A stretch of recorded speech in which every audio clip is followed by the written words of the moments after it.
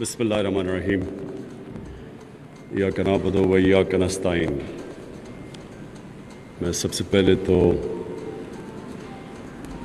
اپنی خوشی کا اظہار کرنا چاہتا ہوں کہ تربت یونیورسٹی میں تربت بھی پہلی دفعہ آیا اور تربت یونیورسٹی میں آپ سب سے بات چیت کرنے کے لیے، کیونکہ آپ فیوچر ہیں پاکستان کے، بلوچستان کے، اور میں یہ سمجھتا ہوں کہ آج تک دنیا کی تاریخ میں کسی نے ترقی کی نہیں جب تک اس نے اپنے انسانوں کے اوپر سرمایہ کاری نہیں کی، اور سرمایہ کاری کا مطلب ان کو تعلیم نہیں دی۔ تو آپ اس شہر سے ہیں، ہو سکتا ہے آپ باہر کے شہروں سے آئے ہوں، لیکن یہ جو یونیورسٹی اس شہر میں ہے، جو کہ ایک بڑی پرانا شہر ہے، اور میں آج کہہ بھی رہا تھا چیف منسٹر صاحب کو اور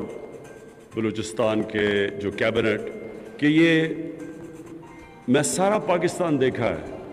لیکن میں نے نہیں سمجھا تھا کہ ایک تربت جیسا شہر اتنی عمر میری ہوگی اور میں پہلی دفعہ آیا ہوں، کیونکہ اس کی تاریخ ہے، اور میں نے اوپر سے جو جہاز میں بھی دیکھا، یہ ایک بڑی ایک ایسا شہر ہے جو ریگستان کے اندر ایک صحرا ہے، جس کے اندر پانی ہے اور پوٹینشل ہے گروتھ کا، اور پھر یہ ڈیم ہے آپ کی۔ اب آپ کے لیے دیکھیں، اللہ نے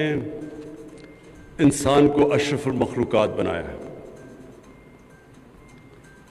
اللہ نے انسان کے اندر اتنا پوٹینشل دیا ہے کہ اللہ نے فرشتوں کو کہا کہ انسان کے سامنے جھکو، اور جب شیطان نے کہا کہ یہ انسان تو مٹی کا بنا ہوا ہے، تو اللہ نے شیطان کو کہا کہ تمہیں نہیں پتا، فرشتوں کو کہا تمہیں نہیں پتا کہ میں نے اس کو کتنی طاقت دی ہے، یعنی کہ نالج دی ہے۔ اصل انسان کا جو ہمیں ڈسٹنگوش کرتا ہے دوسری اللہ کی مخلوق سے، وہ سب سے پہلے نالج، اور اس لیے نبی صلی اللہ علیہ وسلم نے کہا کہ علم کو ڈھونڈو، جب سے آپ پیدا ہوتے ہو اور جب تک آپ قبر پہ نہیں جاتے، ایک مسلسل جد و جہد ہے علم کی تلاش میں۔ اور اگر آپ مسلمانوں کا سویلائزیشن دیکھیں تو اس کی بنیاد رکھی گئی تھی مدینہ کی ریاست میں، اور مدینہ کی ریاست میں کئی اصول نبی صلی اللہ علیہ وسلم نے بنائے تھے، جس میں انسانیت تھی کہ پہلی دنیا کی تاریخ کی فلاحی ریاست بنی تھی، پھر اس میں انصاف تھا، سب قانون کے سامنے ایک برابر تھے۔ اس کے علاوہ انہوں نے جب جنگ بدر کے بعد قریش کے قیدی آئے تو انہوں نے ایک ایسی چیز کی جو انہوں نے بنیاد رکھ دی، تعلیم، علم کی تلاش کی۔ انہوں نے کہا اور مسلمانوں کے پاس اس وقت سب کے پاس ہتھیار بھی نہیں تھے، 313 میں کئی ہتھیاروں کے بغیر لڑے تھے، غریب تھے اس وقت، ہجرت کر کے آئے تھے مکہ سے، بالکل کچھ بھی ان کے ساتھ کوئی دولت پیسہ نہیں تھا، ویسے بھی زیادہ تر غریب طبقہ تھا جو شروع میں نبی صلی اللہ علیہ وسلم کے ساتھ چلا۔ تو انہوں نے تب کہا کہ جو بھی مکہ کا قیدی آپ واپس کریں گے، بجائے پیسے لینے کے، اگر وہ 10 مسلمانوں کو پڑھا لکھا دے گا وہ آزاد ہے۔ یعنی اس کا کانسیپٹ دیکھو کیا تھا کہ انہوں نے پیسے سے زیادہ تعلیم کو ترجیح دی۔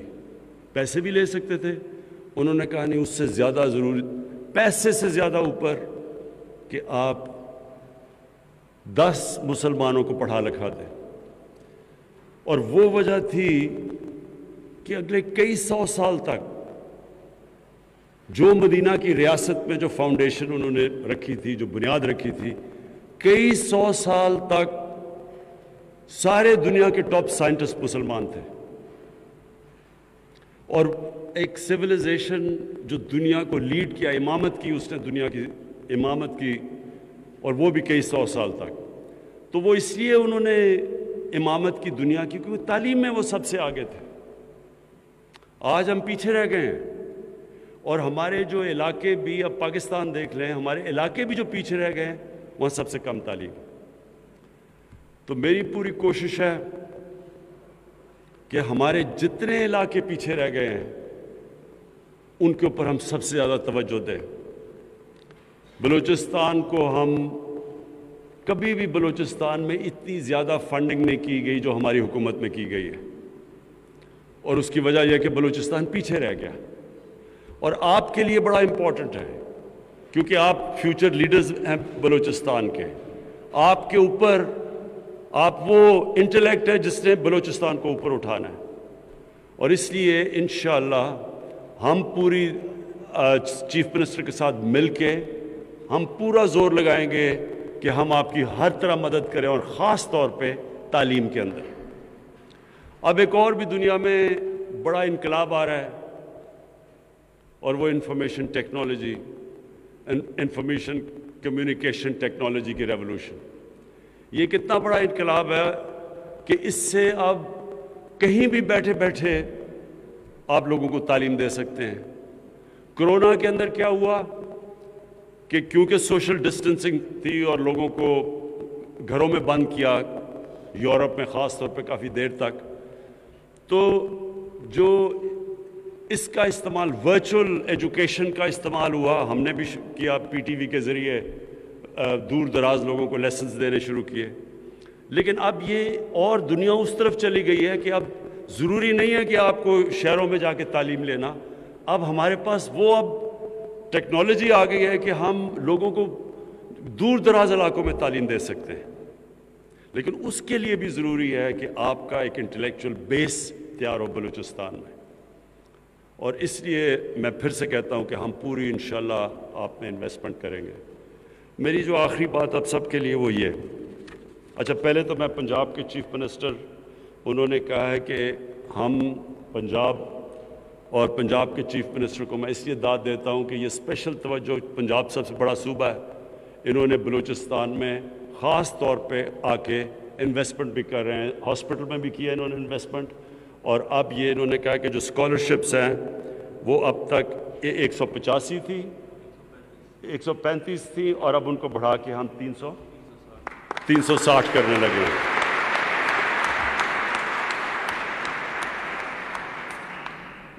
اور یہ اس لیے بھی میں پنجاب کے چیف منسٹر کو داد دیتا ہوں کہ میں یہ چاہتا ہوں کہ ہمارا ملک ایک صحیح معنی میں فیڈریشن بنے، سب کو احساس ہو کہ بلوچستان اگر ترقی کرے گا تو پاکستان ترقی کرے گا، پاکستان ترقی کرے گا تو بلوچستان ترقی کرے گا، تاکہ ایک یہ احساس ہو کہ ہم سب اکٹھے ہیں۔ میں صرف آپ کو جو آخری بات کہنا چاہتا تھا وہ یہ، اور وہ ادھر سے میں نے شروع کی تھی بات کہ اللہ نے انسان کو اشرف مخلوقات بنایا، سب سے عظیم مخلوق۔ آپ سب کو ایک چیز میں کہتا ہوں، انسان جو خواب دیکھ سکتا ہے، جو بھی آپ چیز پکچر کر سکتے ہیں وہ ہو سکتی ہے، اتنی اللہ نے آپ کو طاقت دی ہے۔ پہلے انسان نے خواب دیکھی چاند پہ پہنچنے کے لیے، کئی دہائیوں تک لوگوں نے مذاق اڑایا کہ یہ ہو ہی نہیں سکتا۔ مجھے یاد ہے میں جب بڑا ہو رہا تھا، ہمیں کوئی کہتے تھے کہ جی کبھی کسی نے کہا جی اگر چاند پہ پہنچ گیا انسان تو دنیا ختم ہو جائے گی، قیامت آ جائے گی، اس طرح کی چیزیں سنتے تھے۔ جو بھی انسان نے اچیو کیا پہلے وہ پکچر کرتا ہے، تو آپ سب کو یہ پتہ ہونا چاہیے کہ اللہ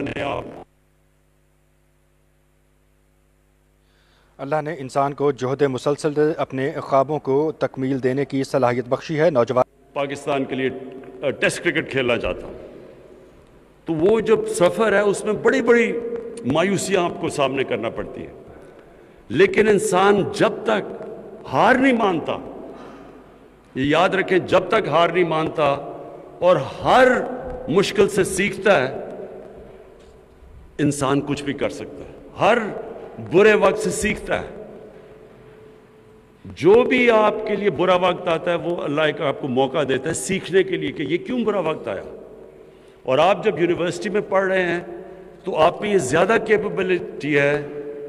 کہ تجزیہ کریں صحیح طرح کہ میری سے کیا غلطی ہوئی. کیوں غلطیاں تو انسان کرتا ہے، لیکن یونیورسٹی ایجوکیشن کی جو خاص بات یہ ہوتی ہے وہ آپ میں یہ صلاحیت پیدا کر دیتا ہے یہ دیکھنے کے لیے کہ میں نے غلطی کیا کی، اس کی پھر وہ نشاندہی کرتے ہیں آپ، پھر وہ غلطی دور کرتے ہیں، پھر محنت کرتے ہیں، اور جب آپ پھر محنت کر کے کھڑے ہوتے ہیں اب پہلے سے اور زیادہ طاقت آ جاتی ہے آپ میں، پھر اور آپ اوپر چلے جاتے ہیں. اور تو یہ ہوتا ہے زندگی کا سفر. آپ مشکل وقت آتا ہے، گرتا ہے انسان، تجزیہ کرتا ہے، اپنی غلطی کی نشاندہی کرتا ہے، پھر محنت کرتا ہے، اور پھر جب وہ آتا ہے تو اس پہلے سے اور اوپر چلا جاتا ہے. تو زندگی اس طرح سائیکلز میں جاتی ہے، کبھی اسٹریٹ لائن میں نہیں جاتی. برا وقت سیکھا، غلطی دور کی، پھر اور اوپر، پھر کھڑا ہوتا ہے اور اوپر. اس طرح کر کے انسان کا زندگی کا سفر ہوتا ہے، اور اس کو سٹرگل کہتے ہیں، جدوجہد کہتے ہیں. اور جو اوپر جاتا ہے اس میں